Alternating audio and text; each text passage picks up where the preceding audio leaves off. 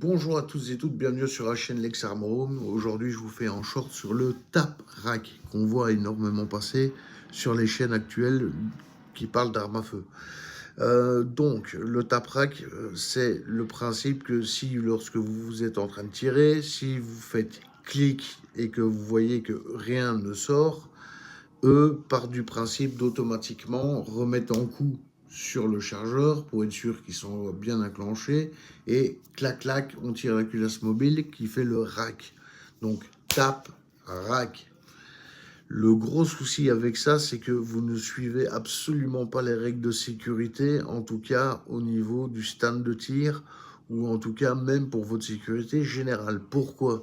Il peut y avoir trois types d'incidents de tir. Un type qui n'est jamais arrivé en 20 ans de carrière de tir, c'est que lorsque la culasse mobile recule et ne remet pas de munitions en chambre. Donc vous avez une chambre vide, donc vous cliquez dans le vide. Ça n'est jamais arrivé.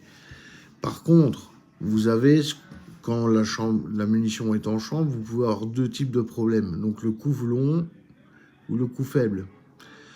Dans le cas du coup long, du long feu, vous avez en fait tout simplement la munition ne part pas. Vous faites clic, ça percute le percuteur, mais rien ne se passe. Dans l'autre cas, vous avez un coup faible, donc ça veut dire que quand vous allez taper sur l'amorce, elle va prendre feu, mais la munition va partir de manière trop lente. Donc ce qui va effectivement créer une sorte d'enrayage dans beaucoup de cas, et une munition qui reste soit coincée dans l'éjecteur, ou coincée toujours dans la chambre. Mais si vous faites en tap rack, tap c'est pour taper sur le chargeur, le faire remonter pour être sûr qu'il soit bien enclenché. Rack, c'est tirer la culasse mobile en arrière pour éjecter la munition.